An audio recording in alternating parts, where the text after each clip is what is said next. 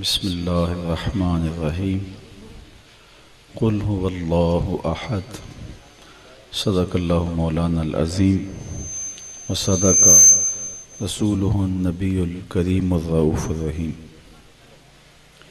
اللہم نور قلوبنا بالقرآن وزین اخلاقنا بالقرآن وادخلنا الجنة بالقرآن ونجنا من النار بالقرآن قال اللہ تعالی وتبارک فی شان حبیبہ مخبرا وآمرا ان اللہ وملائکتہ یصلون علی النبی یا ایہا الذین آمنوا صلوا علیہ وسلموا تسلیما الصلاۃ والسلام علیک یا رسول اللہ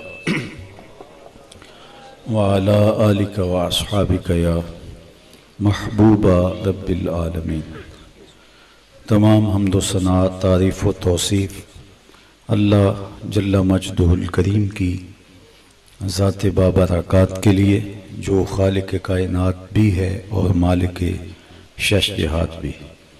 اللہ جل وعلا کی حمد و ثنا کے بعد رسول رحمت، شفیع معظم، نبی محتشم، اللہ کے پیارے، امت کے سہارے، رب کے محبوب، دانائے غیوب، مالک رقاب امم، فخر عرب و عجم، والی کون و مکان، سیاح لا مکان، سید انس و جاں، سرور لالا رخاں، نیر تاباں، سر نشین مہوشاں، ماہ خوباں، شہنشاہ حسینہ، تتمہ دوراں، سر خیل زہرہ جمالاں، جلوہ صبح ازل، نور ذات لم یزل، باعث تکوین عالم، فخر آدم و بنی آدم، نیر بطحا، رازدار ما اوہا، شاہد ما طغا، صاحب علم نشرہ، معصوم آمنہ، احمد مجتبیٰ،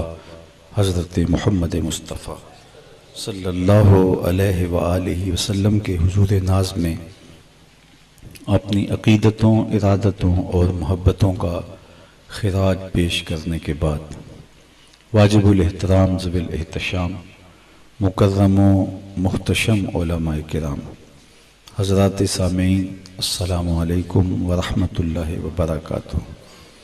آپ کے یہاں پہلی مرتبہ توحید و رسالت کانفرنس میں حاضر ہونے کا شرف نصیب ہوا۔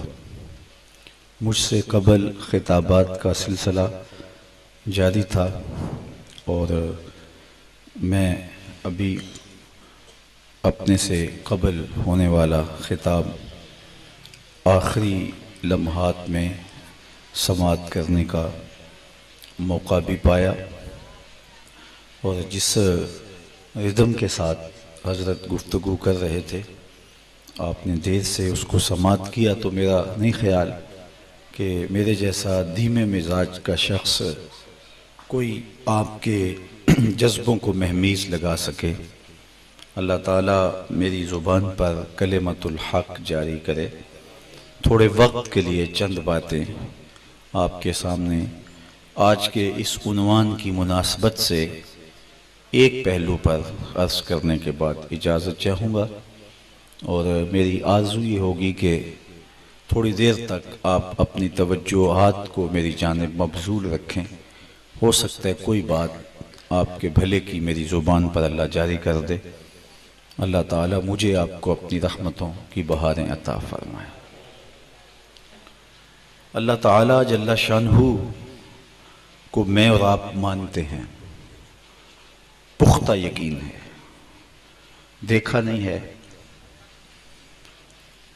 اس سے ہم کلام نہیں ہوئے، اس سے باتیں نہیں کی، خیال وہم کی حدود سے وہ ورا ہے، عقل، سمجھ اور خرد اس کو چھو نہیں سکتے،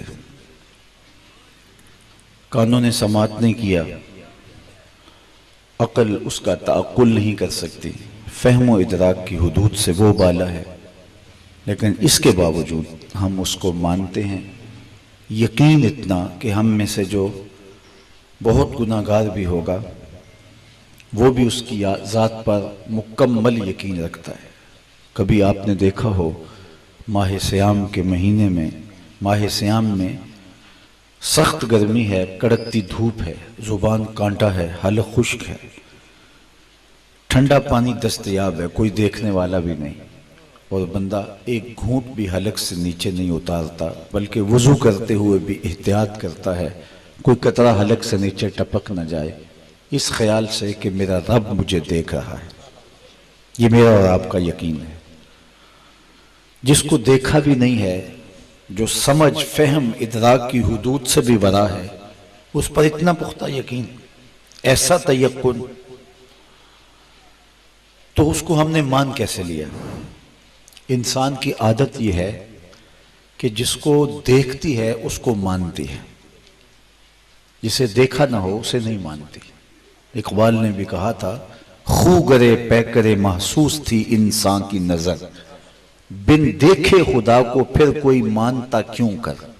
یہ انسان کی عادت ہے کہ وہ چیز جو دکھائی دے اسے مانتی، لیکن وہ دکھائی بھی نہیں دیتا، وہ سجھائی بھی نہیں دیتا، وہ فہم و ادراک سے بھی بالا ہے، عقل و خرد کی حدود سے بھی ورا ہے۔ اکبر الہ آبادی نے کہا تھا، تو دل میں تو آتا ہے سمجھ میں نہیں آتا، میں جان گیا بس تیری پہچان یہی ہے۔ دل مانتا ہے کوئی ہے، آنکھوں سے پوچھو تم نے دیکھا ہے، آنکھیں کہتی ہیں ہم نے نہیں دیکھا، کانوں سے پوچھو تم نے سنا ہے، کان کہتے ہیں ہم نے نہیں سنا، زبان سے پوچھو تم نے کلام کیا ہے، وہ کہتی ہے میں قاصر ہوں۔ فہم و ادراک سے پوچھا جائے کہ تو نے کوئی نقشہ بنایا ہے، تو فہم و ادراک کہتے ہیں وہ نقش اور نقشے سے پاک ہے۔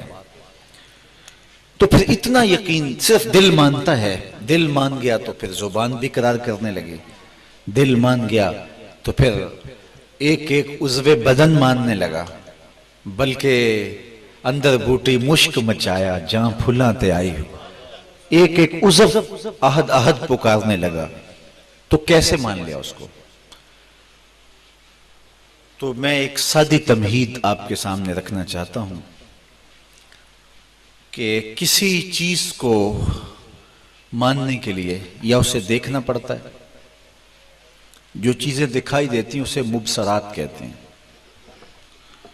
یا پھر اسے سننا پڑتا ہے۔ میں گفتگو کر رہا ہوں، جو دیکھ رہے ہیں انہیں یقین ہے وہ اقرار کریں گے کہ جناب یہ گفتگو کر رہے ہیں۔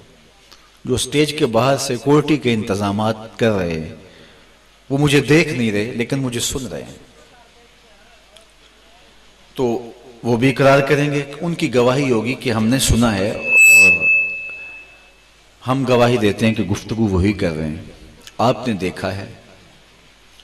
کچھ چیزوں کا تعلق سننے دیکھنے سے نہیں ہوتا، ان کو ماننے کے لیے چکھنا پڑتا ہے۔ آپ نے خربوزہ کاٹا تو آپ نے اس کو زبان پہ رکھا تو کہا بہت میٹھا ہے، تو اس کا تعلق دیکھنے سے نہیں ہے، اس کا تعلق سننے سے نہیں ہے، اس کا تعلق جو ہے وہ چکھنے سے ہے۔ کوئی کڑوی چیز کان میں ڈال دی جائے تو کیا سمجھ آ جائے گی کہ یہ چیز کڑوی ہے؟ آنکھ میں ڈال دی جائے تو پتہ چلے گا کہ یہ کڑوی ہے، میٹھی ہے۔ شہد کو ڈال دیا جائے تو پتہ نہیں یہ کیا ہے، تو ڈال دی جائے سلائی لگا کے، تو کہا جائے کہ بتاؤ یہ شہد ہے یا زہر ہے، تو آنکھ نہیں بتا سکے گی، اس کے لیے زبان کے اوپر رکھنا پڑے گا۔ اسی طرح کچھ چیزوں کا تعلق چھونے سے ہے، یہ گرم ہے، یہ سرد ہے، اس کا تعلق جو ہے وہ سننے سے نہیں ہے، اس کا تعلق جو ہے وہ دیکھنے سے نہیں ہے۔ کسی چیز کو دیکھ کے آپ بتا دیں یہ گرم ہے یا سرد ہے، اس کا تعلق چھونے سے، چھو کے بتائیں گے یہ گرم ہے یا سرد ہے۔ اسی طرح کچھ چیزوں کا تعلق جو ہے وہ سمجھنے سے ہے، دو سے ضرب کھائے تو 4 ہوتا ہے، یہ دیکھنے سے تعلق نہیں ہے، سننے سے تعلق نہیں ہے، چکھنے سے تعلق نہیں ہے۔ کچھ چیزوں کا تعلق سونگھنے سے ہوتا ہے، یہ چیز بدبودار ہے، یہ چیز خوشبودار ہے، یہ موتیا ہے، یہ سنبل ہے، یہ نسرین ہے، یہ نسترن ہے، یہ موتیا ہے، یہ آپ سونگ کے بتائیں گے۔ اگر کسی شخص کے کان کے اندر خوشبو ڈال دی جائے، اسے پوچھا جائے بتاؤ یہ کون سی خوشبو ہے، تو کان سن سکتا ہے، سونگ نہیں سکتا۔ آنکھ میں گلاب کا عطر ڈال دیا جائے تو آنکھ نہیں بتا سکتی یہ گلاب ہے یا موتیا ہے۔ زبان پہ رکھا جائے کہ چکھ کے بتاؤ یہ موتیا ہے، گلاب ہے، نسرین ہے، نسترن ہے، سنبل ہے، زبان نہیں بتا سکے گی. چھو کے بتائیں کہ یہ کون سا نہیں بتا سکیں گے. اس کا تعلق قوت شامہ سے ہے. تو کوئی چیزیں سونگ کے دیکھی جاتی ہیں، کوئی چک کے دیکھی جاتی ہیں، کوئی چھو کے دیکھی جاتی ہیں، کوئی آنکھ سے دیکھی جاتی ہیں، اور کوئی کان سے سنی جاتی ہیں، اور کسی کا اندازہ عقل سے لگایا جاتا ہے.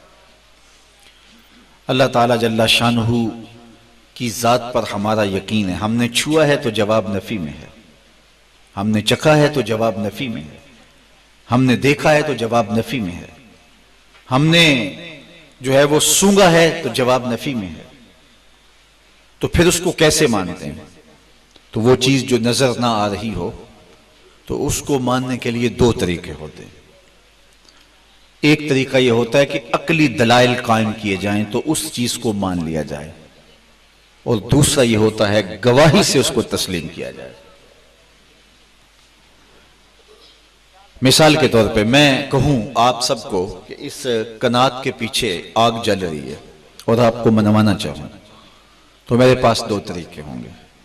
ایک طریقہ یہ ہوگا میں دلائل عقلیہ دوں، صاحب دیکھو یہ دھواں اٹھ رہا ہے اور دھواں آگ پہ اٹھتا ہے، تو آگ جل رہی ہے تو یہ دھواں ہے، تو آپ اس دھوئیں کو مان کے دیکھ کے آگ پر یقین کر لیں، تو یہ عقلی دلیل ہوگی. دوسرا یہ ہے کہ میں کسی ایک شخص کو اسٹیج سے اٹھاؤں اور کہوں جناب جا کے آپ دیکھ کے آئیں، اور وہ وہاں سے دیکھ کے آئے اور پھر آ کے گواہی دے، تو آپ اس کی گواہی پہ مان لیں کہ واقعی آگ جل رہی ہے. تو یہ دو چیزیں ہیں ایسی چیز کو دکھانے کے لیے جو آپ کو دکھائی نہیں دے رہی، سنگھائی نہیں دے رہی. تو اللہ تعالیٰ جل شانہ کی ذات پہ عقلی دلائل بھی موجود ہیں، قانون شہادت کے طور پہ گواہیاں بھی موجود ہیں. عقلی دلائل کائنات کا ایک ایک پتہ اس کی ذات پہ دلیل ہے. امام شافعی شہتوت کے درخت کے نیچے بیٹھے تھے، کسی نے پوچھا اللہ کی ذات پہ دلیل، تو کہا یہی شہتوت کا درخت. کہا یہ بات سمجھ نہیں آئی، جو سامنے چیز آئی اس کو دلیل قرار دے دیا؟ کہا نہیں، یہ شہتوت کا درخت ہے، اس کی جڑوں کا رنگ اور ہے، اس کی چھال کا رنگ اور ہے، اس کے پتوں کا رنگ اور ہے، اس کے اوپر آنے والے پھل کا رنگ اور ہے، پھل کچا ہو تو رنگ اور ہے، پک جائے تو رنگ اور ہے، پھر چھال کا ذائقہ اور ہے، پتوں کا ذائقہ اور ہے، پھل کچا ہو تو ذائقہ اور ہے، پکا ہو تو ذائقہ اور ہے. پھر اسی شہتوت کے پتوں کو بکری کھائے تو دودھ دیتی ہے، گدھا کھائے تو لید کرتا ہے، شہد کی مکھی چوسے تو شہد بناتی ہے، اور ریشم کا کیڑا چاٹے تو ریشم بنتا ہے. میٹیریل ایک ہے، نتیجے کئی پیدا ہو رہے ہیں. یہ اس کے ہونے کی دلیل نہیں ہے. طور کے کسی بڑھیا سے پوچھا چرخہ کاٹ رہی تھی، اللہ کے ہونے کی دلیل. اس نے کہا یہ میرا چرخہ. کہا وہ کیسے؟ کہا میں ہوں تو یہ چل رہا ہے، زمین و آسمان کا چرخہ بغیر کسی کے چلانے کے تو نہیں چل سکتا. تو کہا اللہ کے ایک ہونے کی دلیل. کہا وہ بھی میرا چرخہ. کہا وہ کیسے؟ کہا کہ ایک ہے تو ایک جہت پہ چل رہا ہے. اگر دو بوڑھی عورتیں ہوتی، ایک کہتی میں نے ادھر کو چلانا ہے، دوسری کہتی میں نے ادھر کو چلانا ہے، چرخہ درمیان میں ٹوٹ جاتا یا ایک دوسرے کے ماتحت ہو جاتی. تو اگر دو خدا ہوتے تو زمین و آسمان کا چرخہ اسی ترتیب سے نہ چلتا، یا تو تنازع ہو جاتا یا ایک دوسرے کے ماتحت ہو جاتا. جو ماتحت ہوتا وہ خدا نہ ہوتا. تو یہ جہت جو ایک ہی سمت اور ایک ہی جہت پہ چل رہا ہے، یہ ایک خدا ہونے کی دلیل. عقلی دلائل بہت سارے ہیں. یہ نیوٹن جس نے کشش ثقل کا نظریہ دریافت کیا ہے، یہ اللہ کے وجود کا منکر نہیں تھا، اللہ کے وجود کو ماننے والا تھا. وہ مسلمان نہیں تھا لیکن وجود باری کا اقرار کرتا تھا. نیوٹن کا ایک دوست تھا تو وہ وجود باری کا انکار کرتا تھا. تو نیوٹن کے پاس وہ آیا تو اس نے کہا کہ اللہ تعالیٰ جل شانہ کو میں نہیں مانتا. وہ ایسے ماحول میں پیدا ہوا جہاں وجود باری کا انکار ہوتا تھا. تو اس نے ایک ماڈل بنایا اجرام فلکیہ کا، اس میں کواکب، ان کی گردشیں، سب کچھ دکھایا. تو اس کے دوست نے بڑی حیرت سے پوچھا یہ کیا ہے؟ کہا کہ یہ دیکھو ماڈل. نے آشش کی. اس نے کہا کمال کر دی، یہ کس نے بنایا ہے؟ تو نیوٹن نے کہا یہ کسی نے نہیں بنایا، یہ خود بخود بن گیا.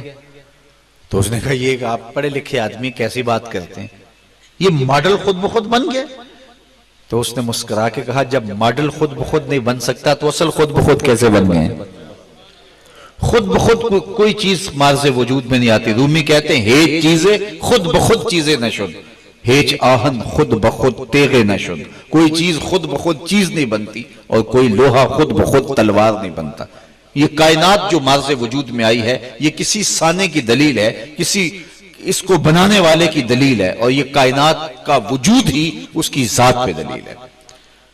اللہ تعالیٰ نے بہت ساری کائنات میں، آفاق میں، انفس میں اتنا کچھ پیدا کیا۔ قرآن مجید اٹھائیے، اللہ نے دلائل دیے، یہ پھیلتے ہوئے سائے، یہ ابھرتا ہوا سورج، یہ غروب ہوتا ہوا سورج، یہ کواکب کی گردشیں، یہ شمس و قمر کا نظام، یہ انسان کا وجود اللہ کی ذات پہ دلیل ہے۔ وَفِي أَنفُسِكُمْ أَفَلَا تُبْصِرُونَ، اللہ تعالیٰ فرماتا ذرا اپنے اندر اتر کے دیکھو، تمہیں ضرور اس کی ذات پہ نشان نظر آئیں گے۔ یہ تنفس کا نظام، یہ انہضام کا نظام، یہ انسان کا دماغی سسٹم۔ وہ کہتے ہیں کہ اگر انسان کے دماغ کا کمپیوٹر بنایا جائے تو نیو یارک شہر سے بڑا کمپیوٹر ایک شخص کے دماغ کا بنے، اور وہ جو بکریاں چراتا ہے اس کا دماغ، اس کے اندر اتنی قوتیں، طاقتیں، اتنا سسٹم رکھا ہے کہ نیو یارک شہر سے بڑا اس شخص کے دماغ کا کمپیوٹر بنے۔ تو یہ اللہ تعالیٰ نے ہر ایک انسان کے جو ہے وہ سر کے اندر رکھا ہوا ہے۔ آدم علیہ السلام سے لے کر آج تک دو انسانوں کے انگوٹھے کے نشان نہیں ملتے آپس میں۔ ایک درخت کے اوپر لاکھوں پتے ہیں، ان پتوں کے ریشے آپس میں نہیں ملتے۔ یہ اس کی ذات پہ دلیل نہیں ہے تو اور کیا ہے؟ یہ کیا خود بخود سب کچھ مارز وجود میں آ گیا؟ کائنات خود مارز وجود میں آ گئی۔ آپ زمین کی کوک کے اندر بیج بوتے ہیں اور وہاں سے لے کر کے پھل پکنے تک اس کے سارے مناظر کو دیکھیں، پھر گندگی کے ڈھیر کے اوپر، روڑی کے اوپر آپ گلاب کا بیج ڈال دیتے ہیں اور وہاں وہ گلاب اگتا ہے، اور کالی سیاہ روڑی ہے لیکن وہ اپنی رنگت کے ساتھ اگتا ہے، پھر اس کے اوپر شاخوں پہ جو پھول لگتے ہیں ان میں گلاب کی خوشبو آتی ہے۔ اس کو جو غذا ملی ہے وہ تو غلاظت تھی، تو پھول کی درزوں میں رنگ کس نے رکھ دیے؟ پھول کے دامن میں خوشبو کس نے رکھ دی؟ اس کے پتوں میں لطافت کس نے رکھ دی؟ تو کائنات کا ایک ایک ذرہ اس کی ذات پہ دلیل دیتا ہے۔ اللہ قرآن مجید میں ایک مقام پہ فرمایا کہ اس نے دو سمندر جاری کیے، ھذا عذب فرات وھذا ملح اجاج۔ یہ دو سمندر ہیں، ایک کا پانی میٹھا ہے، ایک کا پانی کڑوا ہے۔ پچھلے دن ایک صاحب وہاں گئے تو میرے لیے پانی کی بوتل بھر کے لے آئے، اور انہوں نے مجھے پاکستان تشریف لائے تو انہوں نے مجھے کہا آپ کے لیے تحفہ ہے۔ تو ایک بوتل میں پانی تھا، اوپر اس کا کاک لگا تھا، تو میں نے کہا یہ کیا ہے؟ کہنے لگا یہ میں وہ اس جگہ سے یہ پانی آپ کے لیے بھر کے لایا ہوں، تاکہ قرآن مجید کی جو دلیل ہے اور قرآن مجید جو بات کی ہے، تو آپ درس قرآن دیتے ہیں تو کہیں آپ کا جو ہے اس پر یقین جو ہے وہ اور پختہ ہوگا۔ تو اللہ نے کبھی موقع دیا تو میں ضرور وہاں خود بھی کبھی جاؤں گا۔ تو اللہ فرماتا ہے دو سمندر ہیں، ھذا عذب فرات، یہ سخت میٹھا ہے، سخت کڑوا ہے ایک، وھذا ملح اجاج، اور یہ سخت کڑوا ہے، اور دونوں کے درمیان کوئی آڑ نہیں، کوئی پہاڑ نہیں، کوئی دیوار نہیں، اور میلوں تک وہ چلتے ہیں، ایک دوسرے سے ٹکراتے بھی ہیں۔ میٹھا کڑوا نہیں ہوتا، کڑوا میٹھا نہیں ہوتا۔ اللہ تعالیٰ قرآن میں فرماتا ہے بتاؤ رب کے علاوہ یہ کون کر سکتا ہے؟ ایک برتن میں دو طرح کے پانی ڈال لو، ایک گلاس میں کچھ کوکا کولا ڈال لو، کچھ جو ہے وہ فانٹا ڈال لو، تو اس کو الگ الگ رکھ سکتے ہیں؟ دنیا کا کوئی معمار ایسا کر سکتا ہے؟ یہ دیکھیے آسمان اللہ کی ذات پہ دلیل ہے۔ یہ کائنات میں ایک فٹ کی ٹائل دنیا کے سارے معمار انجینئر اکٹھے ہو جائیں بغیر سپورٹ کے کھڑی نہیں کر سکتے، لیکن اتنا بڑا آسمان بغیر ستون کے کھڑا ہے۔ یہ رب کے ہونے پر دلیل ہے کہ نہیں ہے؟ تو کائنات کا ذرہ ذرہ اس کی ذات پہ دلیل ہے، کائنات کا پتا پتا اس کی ذات کا پتہ دیتا ہے۔ لیکن کیا اللہ تعالیٰ جل شانہ کو ماننے کا یہ معیار ہے؟ ایسا ماننے والا شمار تو ہوتا ہے، لیکن حقیقت توحید کا نور نصیب اسے نہیں ہوتا۔ حکیم نیٹشے اور حکیم گوٹے یہ دو شخص ہیں جن کے ضائع ہونے کا اقبال کو بڑا دکھ ہوا۔ یہ اپنے ماحول کو دیکھ کر کے اور اس حالات کی کہ انکار سے اللہ کے وجود کی طرف یقین و اذعان کا سفر طے کرنے لگے، اور ایک وقت آیا کہ انہوں نے اللہ کے وجود کو مان لیا، لیکن اس کے باوجود انہیں باطن کے اجالے نہ ملے، اس لیے کہ انہوں نے عقلی دلائل سے مانا۔ اقبال کہتا ہے کاش بودے در زمان احمد تا رسیدے بر سرود سرمد، کاش کہ یہ ایک بار شیخ احمد مجدد الفسانی سے مل لیتے اور وہ انہیں پکڑ کے حضور کی چوکھٹ پہ لے جاتے، تو پھر انہیں توحید کا نور نصیب ہوتا۔ تو عقل کی گتھیاں تو اقبال خود کہتا ہے خرد کی گتھیاں سلجھا چکا میں، میرے مولا مجھے صاحب جنوں کر۔ تو عقل سے کسی کو خدا مان لیں، عقل کبھی دھوکہ بھی کھا جاتی ہے۔ میں نے کہا کہ باہر آگ جل رہی ہے، آپ کو منوانا چاہا، دلیل کیا دی کہ یہ دیکھو دھواں اٹھ رہا ہے، اور دھواں اس بات کی دلیل ہے کہ آگ جل رہی ہے۔ تو آپ نے اڑتے ہوئے دھوئیں کو دیکھا اور یقین کر لیا کہ آگ جل رہی ہے اور مان گئے، لیکن یہ یقین کبھی ٹوٹ بھی سکتا ہے۔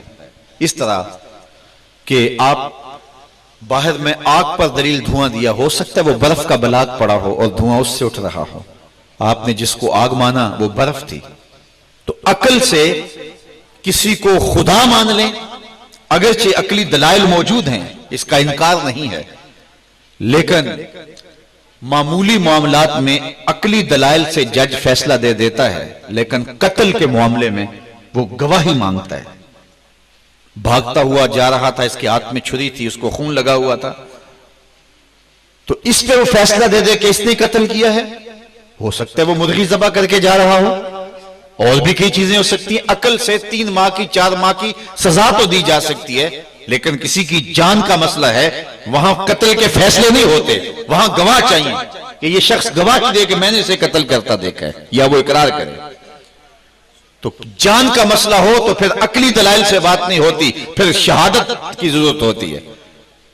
تو ایمان کا مسئلہ ہے تو یہ صرف عقلی دلائل سے کام نہیں ہوگا، یہاں شہادت چاہیے۔ تو اللہ کی ذات پہ اگر شہادت چاہیے تو پھر 1 لاکھ کئی ہزار نبی اللہ کی ذات پہ شہادت ہیں، گواہ ہیں، اور گواہی بھی ان کی کہ جن کی زندگی بے داغ ہے۔ لیکن پھر میں اپنے اس مضمون کی طرف آؤں گا، آپ کی توجہ اگر ہو۔ میرا مضمون جو ہے وہ سمٹتا جائے گا، اور آخر میں آپ کو اس کا نتیجہ بڑی آسانی سے سمجھ میں آ جائے گا، لیکن شرط یہ ہے کہ سارے مضمون کی طرف آپ کی توجہ گہری ہونی چاہیے۔ میں نے دعویٰ یہ کیا تھا اس اسٹیج کے پیچھے آگ جل رہی ہے، وہ مبصر نہیں ہے آپ کے لیے، آپ اس کو دیکھ نہیں پا رہے، تو اس کو میں منوانا چاہتا ہوں آپ کو۔ تو 2 طریقے ہیں، ایک عقلی طریقہ کہ میں دلائل دوں، آپ دلائل سے قائل ہو جائیں، مان جائیں، یہ دیکھو جو ہے وہ دھواں اٹھ رہا ہے، میں کہوں باہر بارش ہو رہی ہے، اس سائیڈ پہ اطراف میں بارش ہو رہی ہے، ایک شخص ادھر سے آیا اور وہ بھیگا ہوا تھا، میں دلائل دوں کہ یہ دیکھو بھیگا ہوا ہے، آپ مان جائیں، بارش کو مان لیں، اگر میں دعویٰ کروں آگ کا تو آگ کو مان لیں، یہ ہے عقلی دلیل۔ دوسری ہے قانون شہادت، میں ایک شخص کو بھیجوں اور وہ گواہی دے کہ باہر واقعی آگ جل رہی ہے، حضرت نے جو کہا بالکل ٹھیک ہے، لیکن اگر فرض کرو آپ کا ماننے کا پروگرام نہیں تھا تو آپ کہیں کہ ہم اسے نہیں مانتے جس کو میں نے گواہی کے لیے بھیجا، تو پھر میں کیا کروں گا؟ میں دوسرے شخص کو بھیجوں گا، اس نے آ کے گواہی دی، آپ کا ماننے کا پروگرام نہیں تھا، ضد میں آ گئے، تو آپ نے اس کا بھی انکار کر دیا، ہم اسے نہیں مانتے، تو پھر میں کیا کروں گا؟ تیسرے آدمی کو بھیجوں گا، میں 10 20 30 50 آدمی بھیجوں، سارا سٹیج چلا جائے اور سارے جا کے آ کے گواہی دیں کہ جناب باہر آگ جل رہی ہے۔ آپ کا انکار کرنے کا موڈ ہے تو آپ ہر ایک کا انکار کرتے جائیں، یا کچھ مان لے باقی نہ مانیں، تو میں سب کو منوانا چاہتا ہوں، حجت پوری کرنا چاہتا ہوں، تو پھر میرے پاس کیا طریقہ رہ جائے گا؟ میں سمجھوں گا کہ آپ ضد میں آ گئے ہیں، ماننا نہیں چاہ رہے، میں جس کی گواہی دلواتا ہوں آپ اس گواہی کا انکار کر دیتے ہیں، تو پھر میں سمجھوں گا کہ یہ ضد میں آ گئے ہیں، میں اس قصے کو چھوڑ دوں گا۔ میں آپ کو پوچھوں گا حضرت مولانا نعیم الرضا صاحب کے بارے میں آپ کا کیا خیال ہے؟ اس بات کو چھوڑ دوں، چھوڑو اس بات کو، آپ کہیں یہ بہت اچھے ہیں، ہمارے شہر کی رونق ہیں، ہماری دھرتی کا وقار ہیں، عالم دین ہیں، درس قرآن کی نوکری کرتے ہیں، یہ بااعتماد لوگ ہیں، میں کہوں کہ یہ مجھے لکھ کے دے دے، آپ مجھے لکھ کے بھی دے دیں، جب آپ کو نہیں پتا یہ سب کچھ ان کے بارے میں کیوں پوچھا جا رہا ہے؟ وہ کہانی جو آگ کو منوانے والے تھی وہ میں نے چھوڑ دی، کچھ دیر کے بعد میں نے ان کے بارے میں آپ کو پوچھا، آپ نے رائے دے دی کہ یہ بہت اچھے ہیں، بہت نیک ہیں، بہت صالح ہیں، جب آپ مان گئے، لکھ کے دے چکے، میں نے پھر بڑی بزم میں حضرت سے کہا حضرت ذرا آپ 2 منٹ کے لیے باہر جائیں اور دیکھ کے آئیں کہ باہر آگ جل رہی ہے کہ نہیں جل رہی۔ یہ گئے، واپس پلٹ کے یہاں کھڑے ہو کے انہوں نے گواہی دی، اب آپ انکار کرنا چاہیں بھی تو انکار نہیں کر سکیں گے، کیوں کہ میں نے اس سے گواہی دلوائی ہے جس کے بارے میں آپ پہلے اقرار کر چکے ہیں کہ یہ سچا ہے۔ اللہ نے نبی بھیجے، کافروں نے کہا لستا مرسلا، ہم تجھے رسول ہی نہیں مانتے، تیری گواہی کو کیوں مانے؟ تو جب ایک آیا، دوسرا آیا، حضرت عیسیٰ نے ماں کی گود میں کہہ دیا، لیکن قوم نے اس کا بھی انکار کر دیا، تو اللہ تعالیٰ نے پھر نبیوں کے سلسلے کو کچھ سلسلے کے لیے کچھ وقت کے لیے موقوف کر دیا. 550 سال گزر گئے، کوئی نہیں آیا. لوگ یہ قصہ بھول گئے. پھر آمنہ کی آغوش میں حضور آئے. کہا محبوب تو ابھی نہیں بولنا، ذرا میں ان سے پوچھ لوں تیرے بارے میں یہ رائے کیا رکھتے ہیں. پھر کہا لوگوں نے یہ صادق بھی ہیں، یہ امین بھی ہیں. اپنی امانتیں بھی حضور کے گھر میں رکھ دی، حضور کی صداقت کی گواہی بھی دی. 40 سال تک وہ حضور کی صداقت کی گواہیاں دیتے رہے اور اپنے لڑائیوں میں فیصل مانتے رہے، امانتیں حضور کے گھر رکھتے رہے. اب کہا محبوب اب تو آ اور صفا پہ ان کو اکٹھا کر کے میری توحید کی گواہی دے. تو اب حضور علیہ السلام نے کہا کہ لوگوں، میں اگر کہوں کہ پہاڑ کی اس جانب ایک لشکر ہے جو تمہیں کچل دے گا، تم مان لو گے؟ انہوں نے کہا نہ بھی نظر آیا تو ہم کہیں گے ہم اندھے ہیں، تم سچے ہو، تمہاری صداقت پہ اتنا یقین ہے. کہا میری صداقت پہ اتنا یقین ہے تو پھر مان لو اللہ ایک ہے. تو اگر اب ان میں سے کسی نے کھڑے ہو کے کہا تبًا لک ھنالک سائر الیوم لہذا جمعتنا، یہ ابو لہب نے کہا کہ سویر سے لے کر اس وقت تک کے لیے اسی کام کے لیے جمع کیا تھا، تو پھر اللہ تعالیٰ جل شانہ نے فرمایا تبت یدا ابی لہب وتب، ظالم تیرے دونوں ٹوٹیں. اگر انکار کرنا تھا تو 40 سال پہلے انکار کرتا. جب گواہ پہ بحث مکمل ہو جاتی ہے تو پھر اس کے بعد گواہ کی گواہی کو رد کرنے کا اختیار نہیں ہوتا. عدالت گواہ پر پہلے بحث کرواتی ہے. تو جب گواہ پہ بحث مکمل ہو گئی، اب کوئی کہے میں نہیں مانتا تو عدالت کہتی ہے کہ اب تجھے حق نہیں ہے. جب بحث کے لیے گواہ کو سامنے رکھا تھا اس وقت انکار کرتا. 40 سال کے لیے حضور علیہ السلام نے اعلان نبوت نہیں کیا. لوگوں کا گمان ہے شاید حضور کو پتہ ہی نہیں تھا، 40 سال کے بعد پتہ چلا. اور میاں وہ تو کہتے ہیں کن تو نبیم و آدم و بین الماء والطین، حضرت آدم علیہ السلام ابھی مٹی اور پانی کے مراحل میں تھے، میرے سر پہ نبوت کا تاج بھی سجا ہوا تھا. لیکن 40 سال بولے کیوں نہیں؟ رب کی توحید کو منوانا تھا. یہ تو کمال ہے حضور کا کہ 40 سال بولے ہی نہیں. یار بچہ پاس بھی ہو جائے نا تو گھر آتا ہے تو بعد میں سلام لیتا ہے، آج پہلے بتاتا ہے کہ امی میں پاس ہو گیا ہوں. وہ اتنا منصب بھی گوارا نہیں کر پاتا. یہاں کو الیکشن میں جیت جائے تو فائرنگ کر کے جب تک سارے شہر کو بتا نہیں دیتا اسے چین نہیں آتا مجھے یہ منصب مل گیا ہے. میں قربان نہ جاؤں مصطفیٰ پہ، سر پہ ختم نبوت کا تاج سجا ہے، 40 سال تک بولتے ہی نہیں ہیں. حضور کے حوصلے کو داد نہ دوں. 40 سال تک حضور اپنا کردار پیش کرتے رہے اور 40 سال کے بعد کہا لوگوں بتاؤ میرے بارے تمہاری کیا، جزاک اللہ جی، میرے بارے تمہاری رائے کیا ہے؟ تو انہوں نے کہا کہ آپ سچی ہیں. تو کہا مان لو. تو اب انکار اگر کوئی کرے بھی تو وہ انکار اس کا باطل ہوگا. تو اللہ کی ذات پر 1 لاکھ کئی ہزار نبی گواہ ہیں، ان کی گواہی لوگوں نے رد کر دی. اللہ نے محبوب پر بحث پہلے کروائی اور پھر محبوب کی ذات کو پیش کیا. اب کوئی انکار کرے گی تو وہ جھوٹا ہوگا. یہ توحید کے اوپر سب سے بڑا ثبوت جو ہے وہ مصطفیٰ کریم کی صورت کے اندر جو ہے وہ زمانے کے سامنے آ گیا اور اتمام دین ہو گیا، اتمام توحید ہو گیا. اور رسالت توحید پر سب سے بڑا ثبوت ہے اور سب سے بڑی گواہی ہے. دوسری بات یہ کہ باقی جتنے بھی نبی تھے ان کی گواہیاں سمی تھی، حضور کی گواہی عینی تھی. سمی گواہی کیا ہوتی ہے؟ سن کے گواہی تھی. اس کی سادہ مثال دوں. 29 روزے گزر چکے تھے، معتکف بھی منتظر تھے، لوگ بھی اعلان کے انتظار میں تھے. ایک شخص بھاگا بھاگا آیا، جناب چاند چڑھ گیا. اچھا تم نے دیکھا ہے؟ کہا دیکھا نہیں، سنا ہے، شور مچا ہے، میں نے سنا ہے. تو قاضی صاحب نہ اس کا انکار کرتے ہیں نہ اقرار کرتے ہیں، بیٹھ جاؤ. 2 لمحے گزرے تو ایک شخص اور آ گیا، جناب چاند چڑھ گیا. کہا تم نے دیکھا ہے؟ کہا سنا ہے. کہا تم بھی بیٹھ جاؤ. تیسرا، چوتھا، 5واں، 10واں، 50واں جو بھی آتا قاضی صاحب سنتے جاتے ہیں اور اس کو بٹھاتے ہیں، نہ اقرار نہ انکار. پھر ایک شخص آیا، جناب چاند چڑھ گیا، تم نے دیکھا ہے؟ کہا دیکھ کے ہی تو آیا ہوں. کہا میاں جو پہلے گواہی دے رہے تھے وہ بھی سچے، اب پردے اعتکاف کے اتار دو، اس لیے کہ جب دیکھنے والا آ گیا تو اب باقیوں کی گواہی بھی قابل قبول. اللہ اکبر. ایک شخص اب پردے سمٹ کے لوگ گھروں کو جانے لگے. ایک شخص بھاگا بھاگا آیا، قاضی صاحب چاند نظر آ گیا، تم نے دیکھا ہے؟ کہا نہیں سنا ہے. کہا جب دیکھنے والا آ گیا اب سننے والے کی ضرورت نہیں ہے.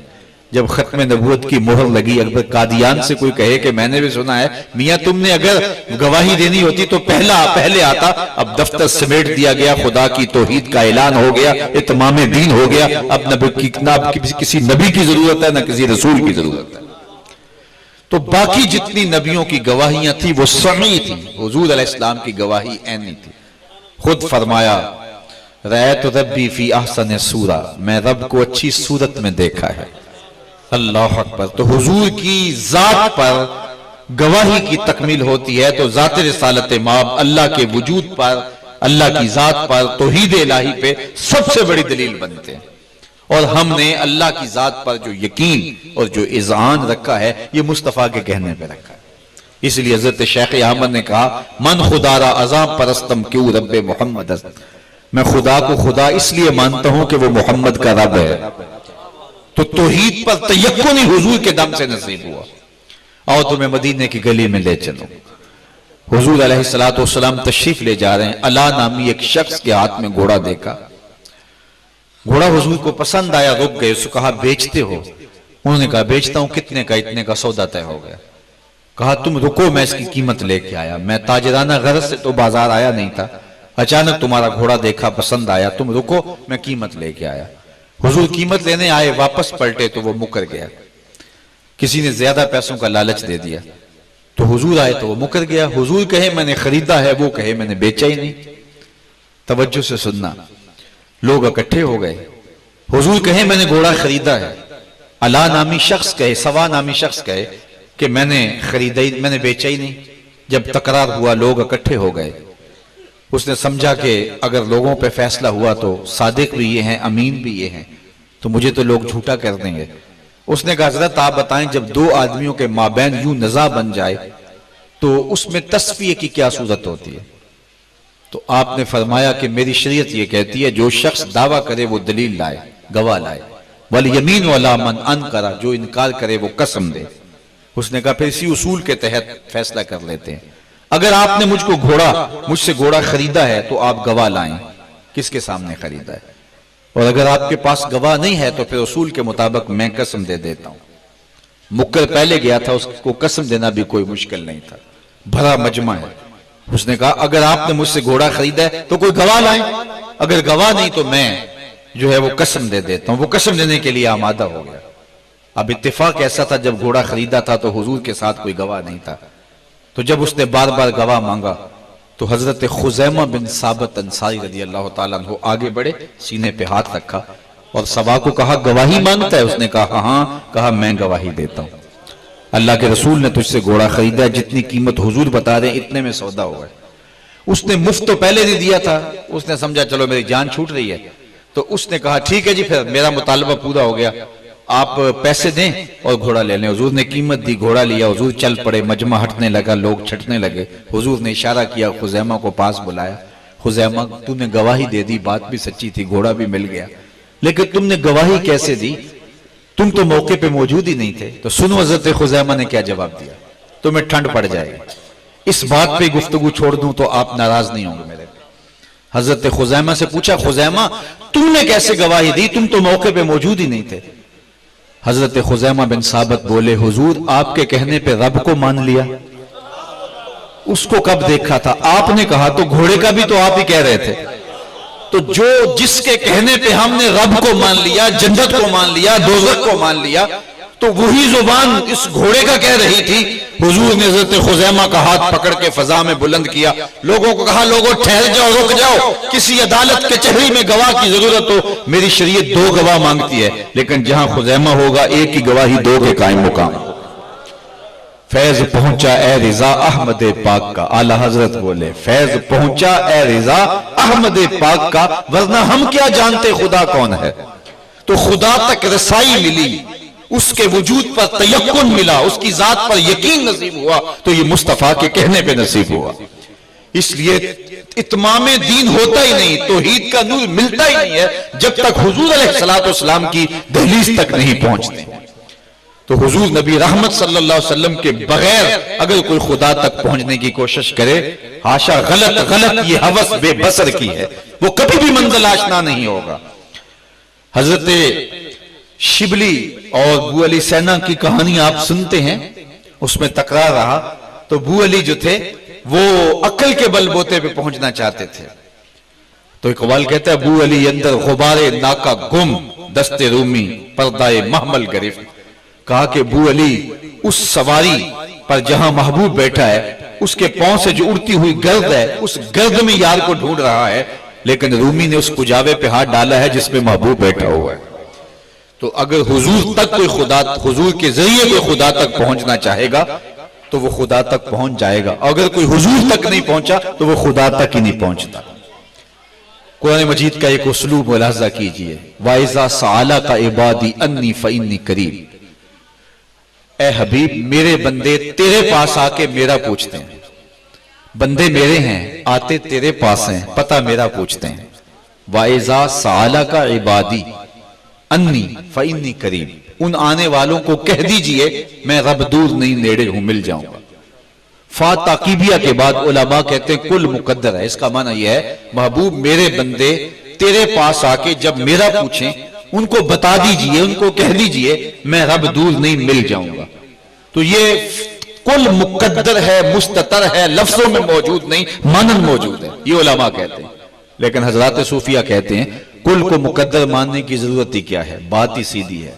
حبیب میرے بندے مجھے ڈھونڈتے ڈھونڈتے جب تیرے تک آ گئے، تو جب محبوب وہ تیرے تک آ گئے، میں پھر بھی دور ہوں. میرے بندے جب تیرے تک آ گئے تو وہ میرے تک آ گئے، اس لیے کہ تیرے تک پہنچنا ہی تو میرے تک پہنچنا ہے. اور اعلیٰ حضرت بولے بخدا خدا کا یہی ہے در، نہیں اور کوئی مفر مکر، جو وہاں ہو یہیں آ کے ہو، جو یہاں نہیں وہ وہاں نہیں. وہی لا مکان کے مکی ہوئے، سر عرش تخت نشیں ہوئے. یہ نبی ہیں جس کے ہیں وہ مکان، وہ خدا ہے جس کا مکان نہیں. محبوب تیری گلی میں آ کے پھر میرا پوچھ رہے ہیں، جو تیرے تک پہنچ گئے وہ میرے تک پہنچ گئے. اور اقبال کہتا ہے خضر بتلائے تو کیوں کر بتلائے، اگر ماہی پوچھے کہ دریا کہاں ہے. مچھلی پانی میں چھلانگ لگا کے غوطے کھا کے پھر سر نکال کے پوچھے مجھے دریا کا پتہ بتاؤ، میں دریا میں جانا ہے. اقبال کہتا ہے خضر اس کو بتائے تو کیا بتائے، مچھلی دریا میں چھلانگ لگا کے پھر دریا کا پوچھ رہی ہے. محبوب تیری گلی میں آ کے میرا پوچھ رہے ہیں، جو تیرے دیر تک آگے ہیں وہ میرے تک آگے ہیں، تیرے تک پہنچنا ہی تو میرے تک پہنچنا ہے. تو توحید کا فیض رسالت کے بغیر تو مل ہی نہیں سکتا ہے. اگر خدا تک پہنچنا ہے تو مصطفیٰ تک پہنچنا ہوگا، اور یہی راستہ ہے. اور اگر ایک قدم اور بڑھوں آگے تو خدا تک پہنچنے کے لیے مصطفیٰ تک پہنچنا ہوگا، اور مصطفیٰ تک پہنچنے کے لیے اولیاء تک پہنچنا ہوگا. جو ان تک پہنچ گیا مصطفیٰ کی دہلیز پہ پہنچ گیا. امام محمد بن حسن الشیبانی امام اعظم ابو حنیفہ کے شاگرد ہیں، اور جب فارغ ہونے کے بعد بصرہ کی طرف آئے تو بصرہ کے لوگ ان کے منتظر تھے کہ امام محمد بن حسن ہمارے اوپر جو ہے وہ امام احمد کی جانب، امام ابو حنیفہ کی جانب سے معلم بن کر آئے ہیں، ان سے علم حدیث سیکھنا ہے، علم فقہ سیکھنا ہے. تو سارے لوگ شہر سے باہر نکل کر ان کا استقبال کرنے کے لیے آئے. وہ علماء کی قدردانی کے ایام تھے. اچھا لوگ آئے تو پھر عیسائی اور یہودی بھی آگئے کہ مسلمانوں کا امام ہے تو ہم اس کی زیارت کریں. ایک عیسائی نے کہا جب مسلمانوں کا امام آئے گا تو میں مناظرہ کروں گا، یہ سوال پوچھوں گا، یہ اعتراض کروں گا، یہ بات کروں گا. اس کا جواب ملا تو اس پہ یہ اعتراض اٹھاؤں گا. پورا مناظرہ ترتیب دے کے وہ بھی منتظر کھڑا تھا. جو ہی امام محمد آئے، چمکتا ہوا چہرہ، روشن پیشانی، سفید امامہ، سر کے اوپر سنت کا امامہ اور جسم کے اوپر سنت کا جامہ، اور سیاہ زلفیں، سیاہ داڑھی، چمکتا چاند سراجم منیرہ کی شعاؤں کا عکس چہرے میں پڑتا ہے. جو ہی امام محمد بن حسن الشیبانی آئے، وہ جو عیسائی مناظرہ کرنے کے لیے آیا تھا اس کے لبوں پہ کلمہ جاری ہو گیا. تو لوگوں نے کہا کہ تم تو مناظرہ کرنے آئے تھے، تم کلمہ پڑھنے لگے. اس نے کہا جب میں نے امام محمد کا چمکتا ہوا چہرہ دیکھا تو فوراً میرے دل میں خیال آیا جب مسلمانوں کا چھوٹا محمد اتنی شان والا ہے تو بڑا محمد کیسا ہوگا. یہ شان ہے خدمتگاروں کی، سرکار کا عالم کیا ہوگا. تو اولیاء سے حضور کی دہلیز ملتی ہے، اور حضور کی دہلیز سے رب کی چوکھٹ ملتی ہے. اور جو مصطفیٰ کریم تک نہیں پہنچتا وہ خدا تک نہیں پہنچتا. تو ذات باری تعالیٰ کی سب سے بڑی دلیل، جس کو برہان کہا قرآن نے، یا ایھا الناس قد جاءکم برہان من ربکم. برہان ایسی دلیل کو کہتے ہیں جس کے بعد کسی اور دلیل کی ضرورت نہ رہے. تو حضور ذات باری تعالیٰ پر سب سے بڑی دلیل ہے. تو توحید کا اتمام ہی رسالت سے ہوا ہے. اور اگر حضور علیہ السلام نہ آتے تو خدا کی توحید تک کسی کو رسائی نصیب نہ ہوتی۔ تو ہم خدا تک پہنچے ہیں تو بواسطہ مصطفیٰ پہنچے ہیں، اس لیے ہم جب توحید کی بات کرتے ہیں تو شکریہ پھر بھی حضور کا کرتے ہیں۔ اقبال یہاں بے چین ہو گیا، اس نے جو کہا کمال کر دیا۔ وہ کہتا ہے معنی حرفم کنی تحقیق اگر، بنگری بادیدائے صدیق اگر، قوت قلب و جگر گردد نبی، از خدا محبوب تر گردد نبی۔ اقبال کہتا ہے جب میں خدا تعالیٰ کی معرفت حاصل کی تو میں شکریہ حضور کا ادا کرنے لگا، حضور یہ معرفت بھی تو آپ کے طفیل نصیب ہوئی ہے، اگر رسالت تک رسائی نہ ہوتی تو توحید کا نور کیسے نصیب ہوتا؟ تو ہمیں جو رسالت کا نور نصیب ہوا ہے تو یہ توحید تک پہنچانے کا زینہ اور ذریعہ ثابت ہوا۔ تو خدا تک پہنچنا مصطفیٰ تک پہنچنے پہ موقوف ہے، اور اگر یہ نہیں ہے تو پھر کچھ بھی نہیں ہے، پھر ساری زندگی اندھیرے میں گزر جاتی ہے، اور بندہ توحید کی بات تو کرتا ہے لیکن توحید کے اجالے اسے نصیب نہیں ہو سکتے۔ اگر توحید تک پہنچنا ہے تو پھر اجالے جو ہیں وہ نصیب ہوں گے۔ وہ کیا کسی نے کہا کہ ولایت سے رسالت ملتی ہے اور رسالت سے توحید کا نور نصیب ہوتا ہے۔ وہ سادی سی مثال اس نے دی، عام سی مثال ہے۔ اس نے کہا یہ گھڑی کے اوپر 11 بجتے ہیں نا، تو 11 جب بجتے ہیں تو پھر 11 کا عدد جو ہے وہ 12 تک پہنچا دیتا ہے، تو 11ویں والا تمہیں 12ویں والے تک پہنچاتا ہے، اور جب 12ویں والے تک پہنچتے ہو وہ تمہیں 1 تک پہنچا دیتا ہے۔ اس لیے ولیوں کے پاس پہنچو گے تو وہ نبیوں کے پاس پہنچائیں گے، اور جب نبیوں کی چوکھٹ پہ جائیں گے تو تمہیں رب تک پہنچائیں گے۔ تو فنا فی شیخ سے لے کر فنا فی رسول تک، اور فنا فی رسول سے فنا فی اللہ کی منزل تک رسائی نصیب ہوگی۔ تو خدا تک پہنچنے کے لیے یہی ایک راستہ اور یہی ایک ذریعہ ہے، کوئی دوسرا راستہ نہیں ہے، یہی ایک راستہ ہے۔ اس راستے کے علاوہ کوئی راستہ میسر ہی نہیں ہے۔ تو جس کو یہ نصیب نہیں ہے وہ ساری زندگی اندھیرے میں دیکھا۔ کسی نے ابن سینا کو دیکھا کہ وہ آگ میں جل رہا ہے، اس کے پاؤں آگ میں ہیں، تو حضور علیہ السلام کو خواب میں ملا تو کہا حضور اس کا ماجرا کیا ہے؟ تو فرمایا اس نے میرے بغیر خدا تک پہنچنے کی کوشش کی تھی۔ تو حضور کے بغیر اگر کوئی خدا تک پہنچنے کی کوشش کرتا ہے تو وہ خدا تک اس کو رسائی نصیب نہیں ہوتی۔ یہی ایک ذریعہ ہے، یہی ایک رسائی کا نور ہے۔ وہ کاتب وحی تھا جس نے کہا تھا جو ان پہ نازل ہوتا ہے وہ تو میں لکھتا ہوں اور میں نے بھی سنا ہوا ہے اور میرا ڈائریکٹ رابطہ ہو گیا، اور پھر کیا ہوا؟ مرتد ہو جاتا ہے، اور جب دفن کرتے ہیں تو قبر باہر پھینک دیتے۔ حضرت شیخ عبدالعزیز دباغ مصری آل بریز میں لکھتے ہیں ایک شخص کہنے لگا کہ مجھے خدا تک پہنچنے کے لیے رسول کے وسیلے کی ضرورت نہیں ہے، تو آپ نے فرمایا تم غلط کہہ رہے ہو، تم درست نہیں کہہ رہے۔ اس نے کہا نہیں، درمیان میں ان کا تعلق صرف رابطہ کروا دینا تھا، جس طرح کوئی شخص کسی شخص کو محکمے میں بھرتی کروا دے پھر اس کا تعلق نہیں ہوتا ہے، وہ محکمے سے ڈائریکٹ ہو جاتا ہے۔ تو اس نے کہا بس اتنا تعلق ہے۔ آپ نے کہا نہیں ایسا نہیں ہے، حضور کی وساطت سے تو خدا تک پہنچا ہے، وہ اب بھی تیرے درمیان ہے۔ اس نے کہا ایسا میں نہیں سمجھتا۔ تو شیخ عبدالعزیز دباغ فرماتے ہیں کہ اگر تو کہے تو میں اللہ کے رسول کی بارگاہ میں عرض کروں کہ اس کے اور اللہ کے درمیان سے ہٹ جائیں؟ اس نے کہا کہ بالکل۔ تو آپ مراقبے میں چلے گئے اور حضور کی بارگاہ میں عرض کی یا رسول اللہ اس کے اور رب کے درمیان سے ہٹ جائیں، اور آپ جب مراقبے سے سر اٹھایا دیکھا تو وہ بت کو پوج رہا تھا۔ تو خدا تعالیٰ تک رسائی کا ذریعہ ہی مصطفیٰ جان رحمت صلی اللہ علیہ وسلم۔ یہ نقطہ اگر سمجھ میں آ جائے تو پھر توحید کا نور نصیب ہوتا ہے، ورنہ ساری زندگی توحید کے کوچے کے ارد گرد بندہ گھومتا تو رہتا ہے لیکن توحید کے کوچے کی ہوا بھی نہیں لگتی۔ ہمارے استاد فرمایا کرتے تھے کہ تجھے کیا پتا کہ یہ میں کیا ہے، اس لیے کہ تو نے یہ میں پی ہی نہیں، اس لیے کہ تیرا کوئی پی ہی نہیں۔ اگر تو نے یہ جام پیا ہوتا اور اگر تیرا کوئی پیا ہوتا تو پھر تو نے توحید کی لذت اور توحید کا مزہ لیا ہوتا، لیکن تو اس لذت سے آشنا ہے۔ یہ کوئی صرف ایک مسئلہ علم کلام نہیں ہے، توحید ایک زندہ حقیقت ہے جو روحوں کو حرارت دیتی ہے اور باطن میں اجالے ڈالتی ہے، اور ایمان کی وہ کیفیت جب نصیب ہوتی ہے تو حضور پوچھتے ہیں حنظلہ بتا تیرے صبح کیسی گزاری؟ تو وہ کہتے ہیں حضور حالت ایمان میں گزاری۔ فرمایا ہر دعوے کی کوئی دلیل بھی ہوتی ہے، تیرے اس دعوے کی دلیل کیا ہے؟ تو وہ عرض کرتے ہیں رأیت عرش ربی بارزن، میں خدا کے عرش کو یوں دیکھ رہا ہوں جس طرح دن چڑھا ہوا ہے۔ تو یہ ہے راستہ، اور یہ ہے راستہ حضور کا راستہ۔ تو اس راستے سے ہی خدا تک پہنچا جا سکتا ہے۔ حضرت داتا گنج بخش علی حجویری علیہ رحمہ کشف الماجوب میں لکھتے ہیں تصوف کی دو اصطلاحات ہیں، ایک کا نام ہے فرق، ایک کا نام ہے جمع۔ فرق کیا ہے اور جمع کیا ہے؟ کہتے ہیں کہ جب سالک اللہ کے قرب کے لیے کوشش کرتا ہے تو اس کے کوشش کرنے کو، جد و جہد کرنے کو، مراقبات کرنے کو، وظائف کرنے کو، رت جگوں کو، نوافل، دیگر اس کے اعمال صالحہ کو سلوک کہتے ہیں۔ اور یہ فرق کا راستہ ہے، وہ اپنے وجود کی نفی کرتا ہے، خواہشات کی نفی کرتا ہے، اور پھر وہ اپنے رب کے قرب کی طرف سفر کرتا ہے، اس کو فرق کہتے ہیں۔ اور جمع کیا ہے کہ جب رب اس کی طرف کو دیکھ کر کے اس کو اپنا قرب دیتا ہے اور اس رحمتیں اس بندے کی طرف متوجہ ہوتی ہیں تو اس کو جمع کہتے ہیں۔ فرماتے ہیں ساری زندگی کوئی فرق کے راستے پہ رہے اس کو قرب نصیب نہیں ہو سکتا جب تک جمع کا قاعدہ پورا نہیں ہوتا۔ اس کی ایک مثال آپ کے سامنے دوں۔ آپ نے بہلول کا نام تو سنا ہوگا، مشہور مجاذیب میں سے ہے۔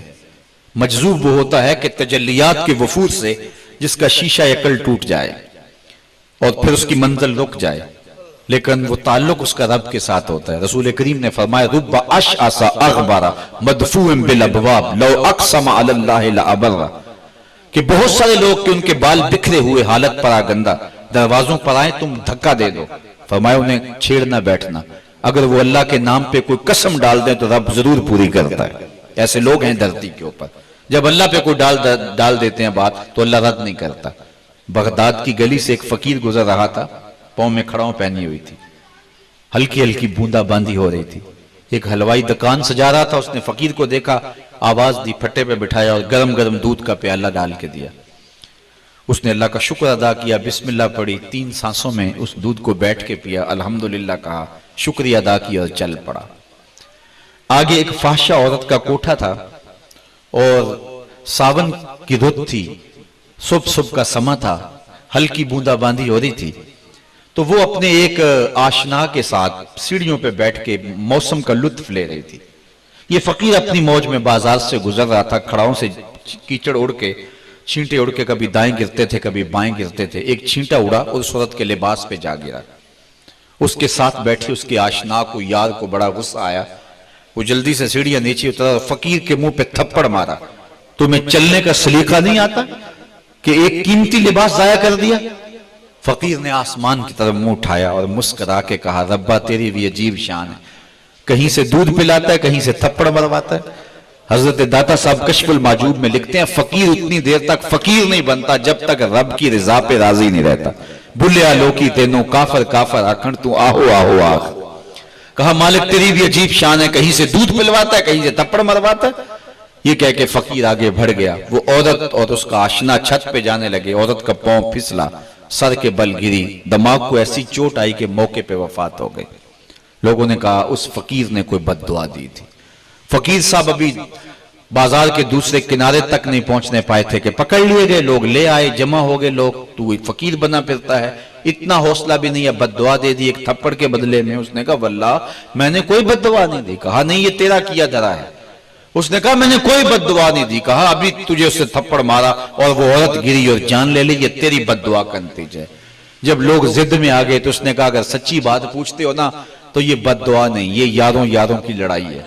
کہا وہ کیسے؟ کہا جب میں گزر رہا تھا تو میرے پاؤں سے چھینٹا اڑا اور اس عورت کے لباس پر پڑا، پاس بیٹھے اس کے یار کو غصہ آیا، اس کے یار نے مجھے مارا، پھر میرے یار کو بھی غصہ آ گیا۔ تو کہا رب اشعث اغبر مدفوع بالابواب لو اقسم علی اللہ لابر، بہت سارے ایسے لوگ کے کپڑے ان کے پھٹے، حالت بکھری، لیکن کہا مت چھیڑ بیٹھنا، اگر رب پہ قسم ڈال دیں گے تو رب فوراً پوری کرے گا۔ اقبال کہتے ہیں نہ پوچھ ان خرقہ پوشوں کی ارادت ہو تو دیکھ ان کو، یدے بیضا لیے بیٹھے ہیں اپنی آستینوں میں، تمنا درد دل کی ہو تو کر خدمت فقیروں کی، نہیں ملتا یہ گوہر بادشاہوں کے خزینوں میں۔ بہلول بھی اسی طرز کا آدمی تھا، دجلہ کے کنارے پھر رہا تھا، ہارون الرشید نے چھت سے دیکھا، اس نے خادموں کو کہا بہلول کو اوپر بلاؤ۔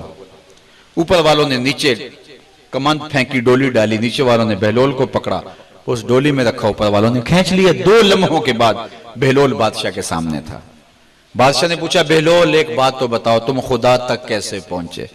بہلول نے ہنس کے کہا بادشاہ جیسے تیرے تک پہنچا۔ علامہ اقبال نے جو مرد فقیر کی نشانیاں بیان کی ہیں ان میں سے ایک نشانی یہ بھی، بات میں سادہ و آزادہ معانی میں دقیق۔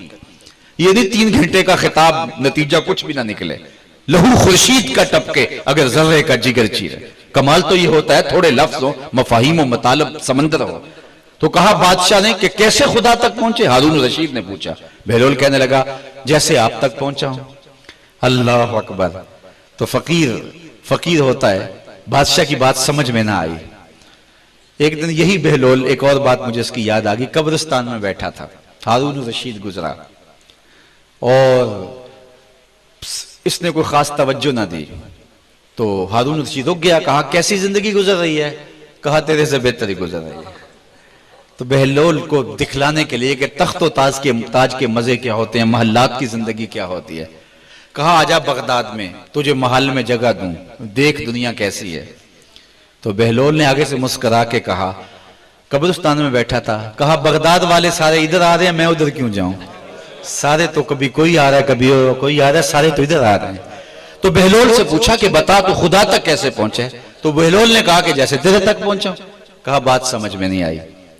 کہا کہ سمجھا دیتا ہوں بادشاہ، میں خود آنا چاہتا تو پہلے عرضی لکھتا، پھر دیوان خانے میں جاتا، پھر جمع کرواتا، پھر کئی مہینوں کے بعد آپ تک پہنچتی، پھر آپ ٹائم دیتے نہ دیتے مرضی آپ کی، ٹائم دے دیتے میں وقت پہ پہنچتا، آپ کے کوئی ضروری مہمان آ جاتے، ملاقات پھر رہ جاتی، میں چاہتا مہینے سال لگ جاتے، ملاقات ہوتی نہ ہوتی، اور جب آپ نے چاہا ہے تو 2 منٹ بھی نہیں لگے۔ کہا بندہ چاہے تو کروڑوں سال لگ جائے، خدا کا قرب نصیب نہیں ہوتا، جب وہ چاہے تو 2 گھڑیاں بھی نہیں لگتی۔ مانا کہ محبت کے سفر میں ہر گام پہ 100 مشکل ہے، لیکن یہ سفر آسان بھی ہے اگر ساتھ تمہارا ہو جائے۔ تو بندہ اگر چاہے تو صدیاں لگ جائیں، لیکن وہ چاہے تو 2 گھڑیاں بھی نہیں لگتی۔ حضرت داتا گنج بخش علی جیلانی فرماتے ہیں بندے کا سفر کرنا فرق کہلاتا ہے، اس کا کرم کرنا جمع کہلاتا ہے۔ قرب اتنی دیر تک نہیں ہوتا جب تک جمع کا قاعدہ نہ پورا ہو۔ پھر فرماتے ہیں جمع کا قاعدہ پورا کرنے کے لیے رسول اللہ کی اتباع کرنی پڑتی ہے۔ تو جب درمیان میں حضور آ جائیں تو پھر رب کہتا ہے قل ان کنتم تحبون اللہ فاتبعونی یحببکم اللہ۔ اے محبوب نے کہہ دو اگر خدا تک پہنچنا چاہتے ہو تو آؤ میری اتباع کر لو، جس کو تم ڈھونڈنے نکلو گے وہ تمہیں خدا ملے گا۔ تو خدا تک پہنچنے کا یہی ایک راستہ، بخدا خدا کا یہی ہے در، نہیں اور کوئی مفر مکر، جو وہاں ہو یہی آ کے ہو، جو یہاں نہیں وہ وہاں نہیں، وہی لا مکان کے مکی ہوئے، سر عرش تخت نشیں ہوئے۔ اللہ یہ نبی ہیں جس کے ہیں وہ مکان، وہ خدا ہے جس کا مکان نہیں۔ اور ہمارے ایک شاعر ہیں میرے شہر کے، انہوں نے خوب کہا مجرم ہو تو منہ اشکوں سے دھوتے چلے آؤ، آؤ در تواب پہ روتے چلے آؤ۔ قرآن میں مذکور ہے بخشش کا طریقہ، سرکار کی دہلیز سے ہوتے چلے آؤ۔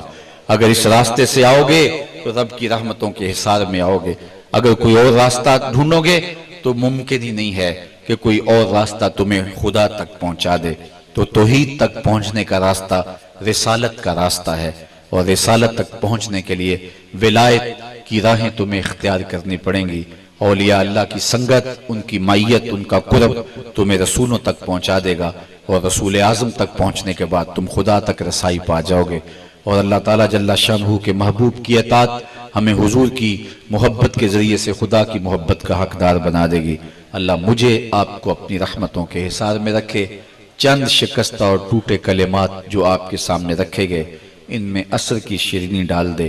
کار ما آخر شدو آخر زما کار نشد، مشت خاک ما غبار کوچائے یار نشد۔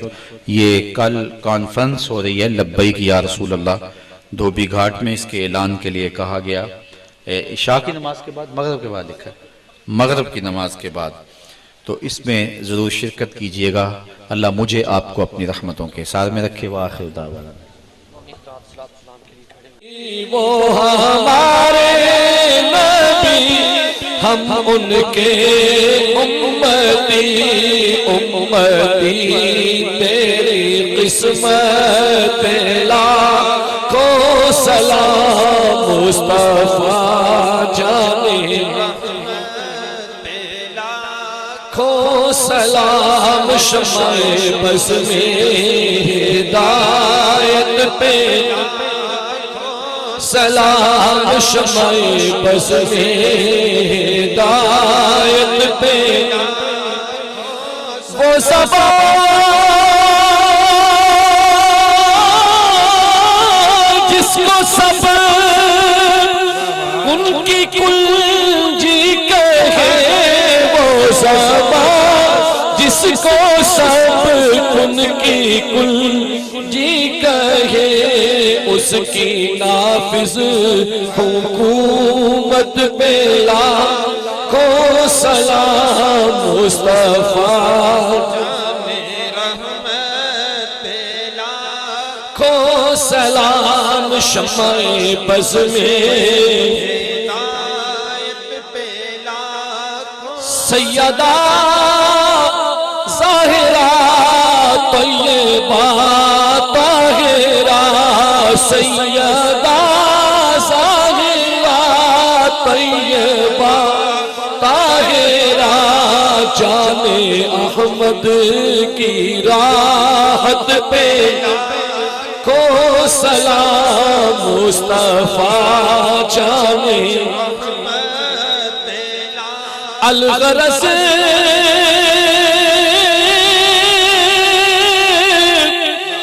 ان کے ہر منہ پہ بے حد درود، ان کی ہر خو و خصلت سلام مصطفیٰ، جانے